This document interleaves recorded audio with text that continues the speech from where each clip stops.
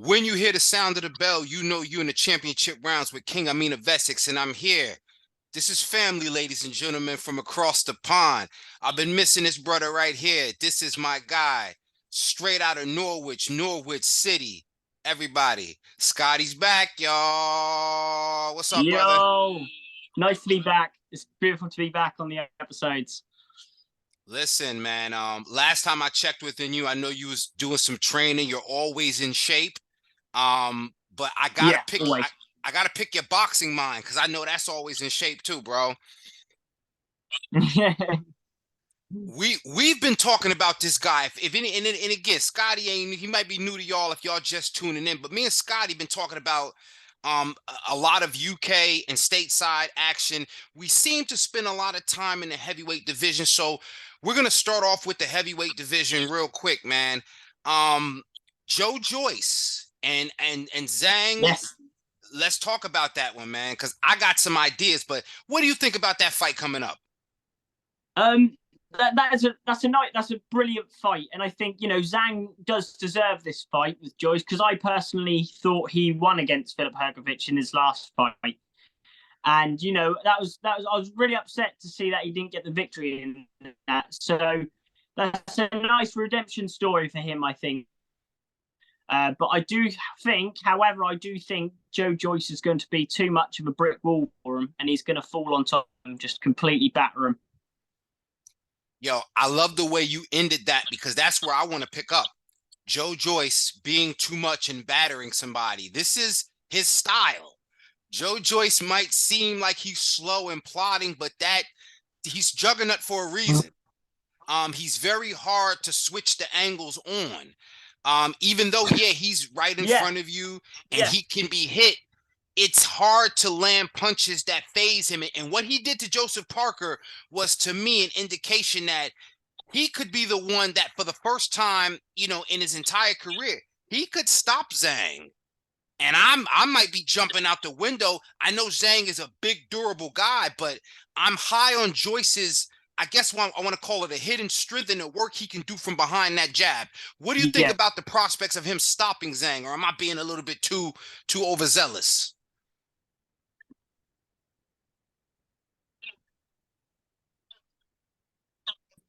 Zhang, again, they're both quite old for, like, not old necessarily, but at quite oldish age for a fighting career anyway, especially Zhang.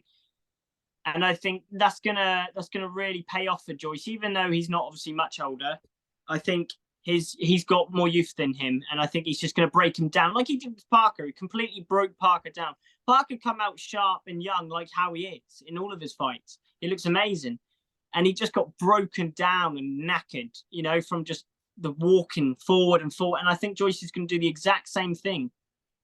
It reminds me of a George Foreman style, but obviously more technical. And what I mean by that is George Foreman is a slow-paced fighter. Yeah. And when you fought him in the later part of his career, he brought you to his pace, no matter what style. If you were Michael Moore, the boxer, you were Vander Holyfield, the decorated amateur and professional, he slowed you down to his pace. And Joe Joyce has that style. Now, speaking of which, Frank Warren must have been listening to me because last week I mentioned, I feel like after the Anthony Joshua performance, this version of Joe Joyce deserves a shot at Anthony Joshua, not just to see where he's at against that internationally known of the heavyweights, but just to kind of absorb a credible name from such a credentialed champion like Josh. What do you think about a potential matchup between Joyce and AJ?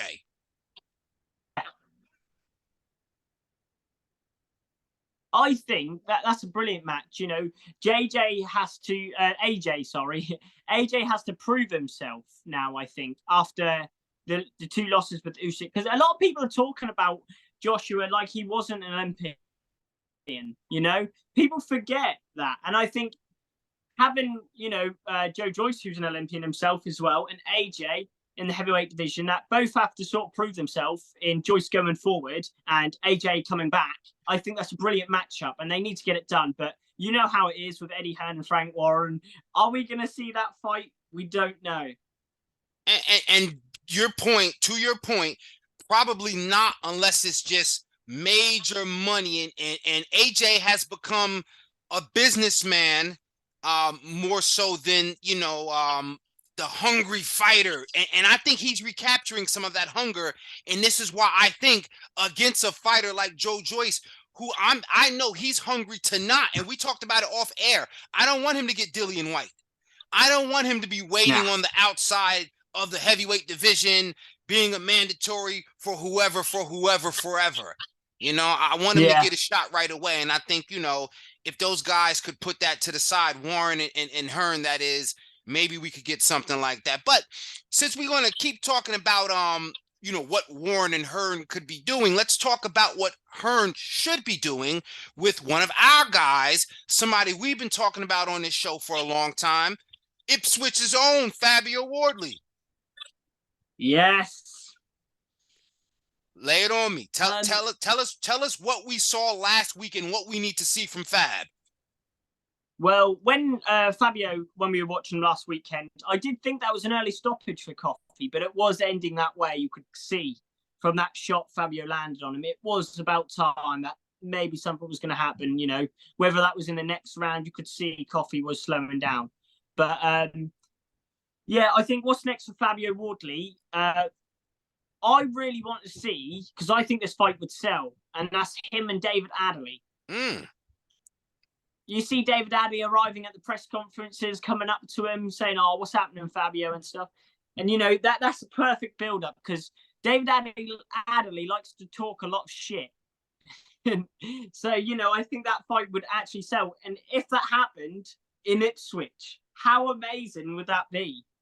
I mean, listen, I mentioned it in the notes, man. And I can't be the only one, but with this kind of trajectory, I've been calling Fabio Wardley, and not disrespectfully, I mean in terms of the next best thing, like Jared Anderson. I've been making those comparisons as far as being a well-groomed contender, right, waiting for that championship shot. And I don't think, even though it was an early stoppage, I don't think that took away from what he has the potential to do. Now, you mentioned Adelaide as a potential opponent. We know Fraser Clark has been mentioned because of the British Commonwealth title. What do you think about that fight? And do you think it's important for Wardley to get in there and defend that Commonwealth title before he moves on to more international recognition? Yeah, definitely. Yeah. Again, that's a brilliant fight. I would love that fight with Fraser Clark and Fabio Wardley. I mean, Fraser Clark has started his pro career. I'd like to say later than he should have. I mean, then again, he had his thing, going on in the Olympics and stuff. But I would have liked to seen him start his pro career a lot earlier. Sure. But I think that's a good fight. And we see again, it's Ben Shalom, and because Fraser Clark's with Ben Shalom, isn't he? Yeah. So it's all what it comes down to me is I think the fighters generally do want to fight, but how sometimes promoters can be, and they want to protect their fighter and stuff. And I'm hoping that fight goes down, because Ben Shalom doesn't give any of his opponents easy fights. I noticed that. Yeah. And I think he'd want nothing but the hardest fights for Fraser. Yeah, man, I can't wait to see what's next for Wardley, because there's so much work for him in the UK, but he could also he could bridge the gap. And I'm just being crazy, but people like listening to me. What if he did something so crazy as he said, yeah, you know what? I like the work that I got from a stateside opponent in Coffey. Maybe I'll look at a guy like a Johnny Rice, or maybe a top rank heavyweight, because he's trying to get closer to a Jared Anderson matchup or continue to draw comparisons. Doesn't have to be, but salute to Fabio Wardley. Yeah, man, good stuff. Good stuff in that heavyweight division over there in the UK. But we're going to stay in the heavyweight division, and we want to talk about, I think this fight has been ordered at least by the WBA side of things. I'm talking about Usyk. That's Oleksandr Usyk, the current unified champion, and Daniel Dubois. He's the WBA interim title that he lifted that from Trevor Bryan, and that fight's been ordered. Let me say this. I think, and I hope I don't sound crazy, I wouldn't be mad if Daniel Dubois took some step aside money You Yeah. know, refigure things out. Let Usyk take either the undisputed Yeah. route or something else. I wouldn't look at it as ducking Usyk, but because I think again, Dubois, if he wanted to roll his nuts against a fighter like a Wardley, you know what I'm saying? I know it would be like giving away. It'd be like for some they would say stepping down, but in the UK, I think that takes nuts to take where Dubois is at and then to put that on the line against a Wardley. Am I reaching? Definitely. Yeah. Yeah, I think that is. And with him and Oleksandr Usyk, like you said, if I was him, I would take some step side money, like you say, and take things slow, because I think him taking the Joe Joyce fight was too early on. He's improved. Maybe in his last fight that weren't his best performance, but since then he's become a better man, a better fighter, everything. I agree. Right. And I think that's the trouble with Dubois, though. He rushes a lot of things, and I don't know what goes on behind the scenes, but he does rush a lot of things and that. And I think him just fighting people nearer, to where there are at his level right now, like Fabio or something, box someone like that. And I say this because I think. No, go ahead, mate. You got it. Would be a nice warm up, for him. Because say warm up, but that's a big fight. No. But the point is, no. I was just saying, I say warm up. Yeah, because they have the opportunity to see where they're at. Like, in other words, if Dubois is this championship level contender and Wardley believes he is as such, that's more training for the both of us, more opportunity. Yeah. And I say that because UK fighters, and I'm not being biased, they get more opportunity for more like even skilled matchups. It's kind of like on a stateside, if they're building you, they're going to put you in against competitors you may or may not blow away. And that's my only concern. But we'll talk about who Jared Henderson is fighting this weekend because he's scheduled in some action in my city this weekend. But we want to keep it in the UK, man. We want to talk about Okolie and Chris Billam-Smith, a.k.a. CBS. This fight has been long awaiting, man. You tell us why this is a significant bout for those that don't know.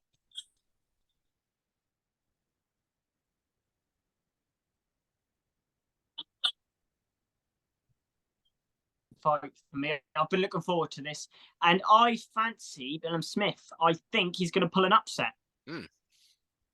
Because everyone is doing it wrong. There is a hype train with Lawrence Okolie, but so there should be. So there should be. He has done a lot, but I just think I don't know what, but my gut's telling me that Smith's got this. I can't disagree with you. And it's because of the same reason I said with the difference in opponents and matchmaking. I gotta believe that Chris Billam-Smith has had the rougher road with matchmaking. He's been in some very tough fights. Yes.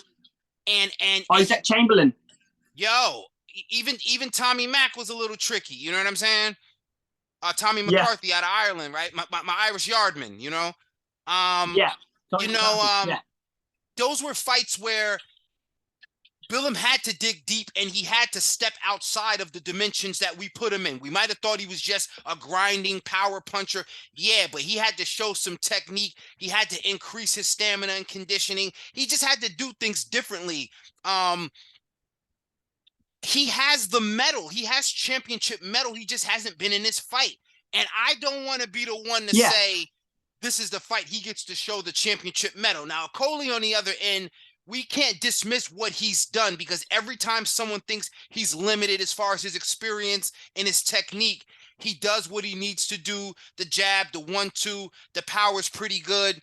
I think this is going to be his first real test. The title fight wasn't as big a test as this is going to be because he's going to be in there against a guy that believes that he deserves that title, man. Definitely.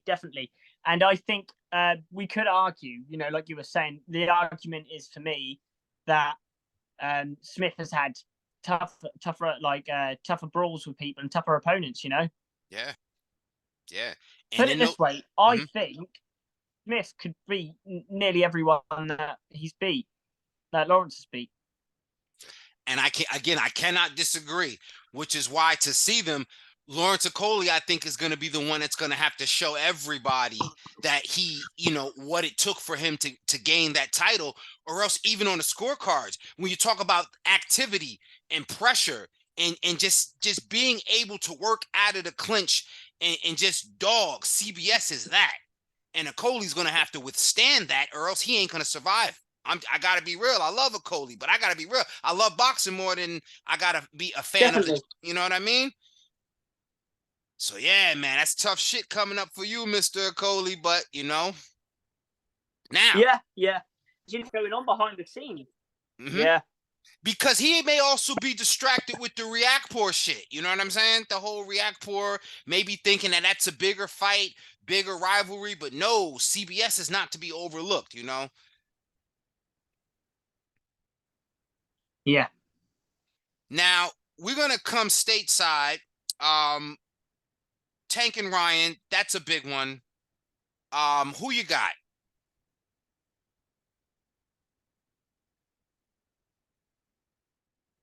Definitely. Definitely. Who you got, champ? Davis. Okay. Due to him again having tougher opponents, I believe. Mm-hmm. And I don't know, ever since the Luke Campbell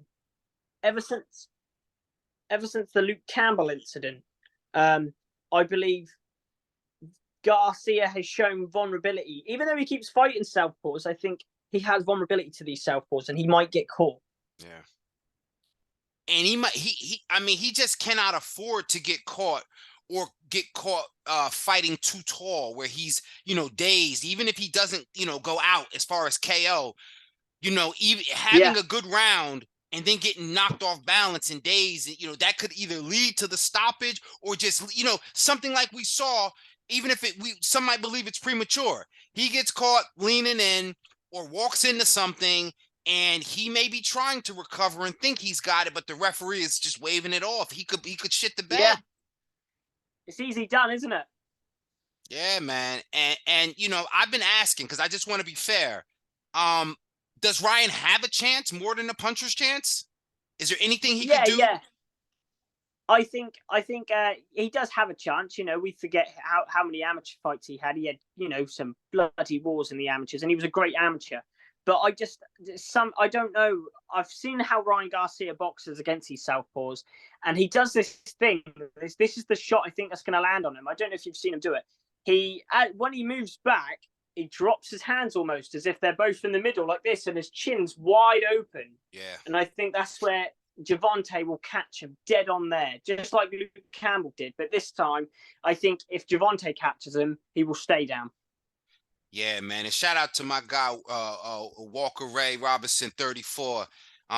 It's my guy to LA. He made a very important point. Ryan only pulls back. He has no lateral. So imagine him leaning in and then trying to pull back. Tank likes that gazelle punch a la the real Ray Robinson. And I don't mean out of Philly. I mean Sugar Ray Robinson. So Tank could come over, feint a straight left, come over with a looping right hook gazelle punch, and that could end the show. I could see that one happening very easily, or a double hook, or when Ryan leaned back and tried to catch it, he's off balance and just gets plastered. It's so many things that could go wrong if Ryan doesn't work to tighten up that deficit, and he's got, he's got a couple weeks to do that. Yeah. We'll see, man. We'll see. So yeah. Let's talk about some of the action this week coming up, man. We have a big one. I'm fortunate to be so close to this one. Literally, it's 12 minutes and 6 miles from my home. I'm talking about Brick City, New Jersey. Not me. Shakur is in the building, ladies and gentlemen. Shakur Stevenson is making his 135-pound lightweight division debut. It's a homecoming for him.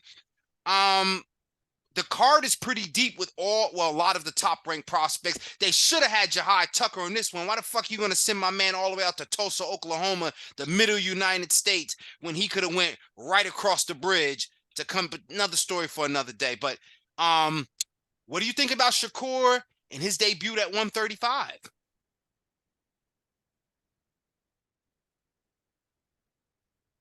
I think that's the division. They're good because I think that's good for him. And who knows? 135, he could meet. I think Devin Haney's. What's he fighting at? Is he still at 35? Isn't he? 35. 35's crowded. Him and Devin Haney. That's been a big conversation. And since you mentioned him and Devin Haney, are you familiar with Gary Cully? Gary Cully.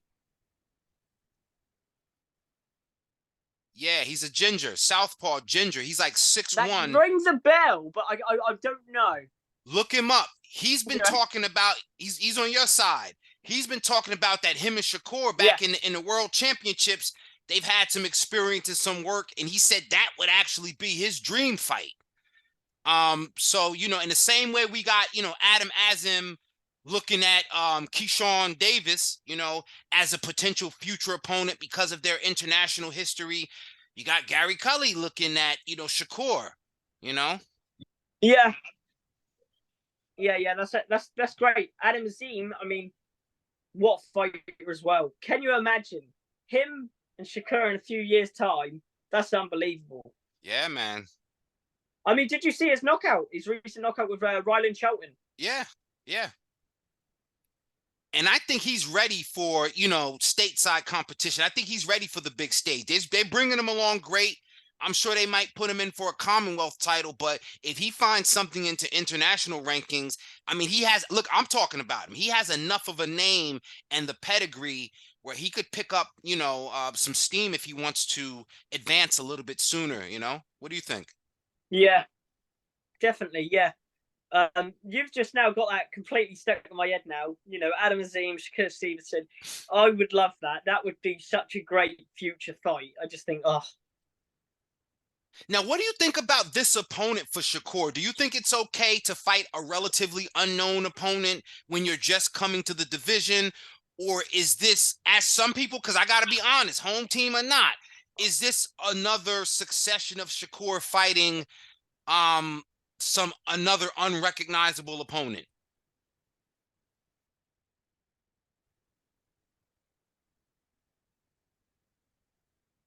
I think that's okay. But obviously there will get a time where people will start saying things and saying, "Come on now, mate, let's get you in there with a very known opponent." Yeah, and this is why I love this conversation, because if for whatever the politics, so I get it, with promoters, but I feel like if they run out of, if the politics stateside are too much, not only the money potential, but the skill building potential.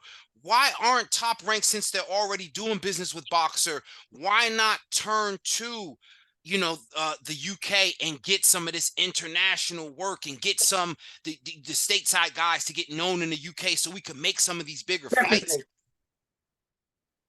I know that's just my heart talking, but it bothers me because I don't want to continue to follow Shakur, and then I'm trying to justify these opponents. Now I understand this. There's a learning curve that, when you're just moving up in weight, any fighter's a dangerous fighter when you're getting your game and your body acclimated to the division. But I think, again, with the pedigree, I don't know if we can suffer another unrecognizable opponent at 135 for Shakur, so I'm not trying to rush it, but that's why I'm saying if the promoters can't get it together locally within Top Rank, maybe they should look across the pond, man. Internationally known. Definitely. So I mentioned also on this card, man, you got Jared Anderson. He's in there against a pretty good opponent, George Arias. I hope that this is, leading Anderson to, some title bouts, or, I don't know what's going on, but what are you expecting? Are you expecting another KO from Anderson, or is it okay for him to go rounds? Another KO. He's just such an exciting fighter, isn't he? Another KO. I love his ring walks always. There's always something to look forward to as well with his ring walks. Absolutely. I can't wait to see what he has in store, man. And I'm excited to be in the building. Anybody on IG, check me out. I'm gonna be going live, stalking the grounds in my hometown. Get with me. If you come on, you can't come to Essex County and not holler at the king. All right. Definitely. I do want to talk about some other stuff we got going on. Bam Rodriguez, that's Jesse Bam Rodriguez. He's done some special things. Chocolatito, as far as I'm concerned, ducked him. He beat Quadras. Now he's in the flyweight division, right? He moved down from down from bantam to fly. I was gonna say he moved down, didn't he? Yeah, he moved down, man. And I had some concerns about him moving out. Always when fighters kind of move down, unless they feel more comfortable. But he's making his return, hometown affair. He's in San Antonio, Texas. What do you think about Bam Rodriguez moving down in weight as opposed to staying at bantam and taking a fight with Chocolatito and some of those other guys up there? Well, maybe that was a sensible option, because maybe, that there's something that we're missing. You know what I'm saying? True.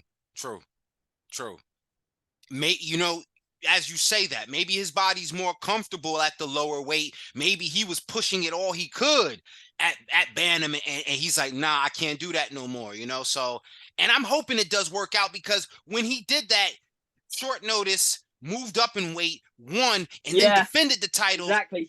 That's pound for pound shit right there. So I already have him in high regard. So he can almost do nothing to blemish his career. I just want to make sure that Roy Jones is in the back of my mind when I think of fighters that go up and then come down, even though it isn't a drastic cut, But shout out to Bam. I'm happy to see him in action. I'm happy that his hometown fans get to see him, just like I feel like I'm from Ipswich, because if we get that Fabio Wardley fight in Ipswich, I don't give a shit what he's doing. Let him wear the colors in Ipswich, bro. I need that for him. Definitely. We need that. We need that, man. Anything else you want to cover before we get out of here, champ?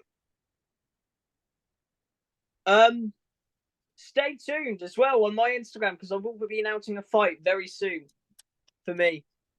That's right. and tell the people where they can find you, champ.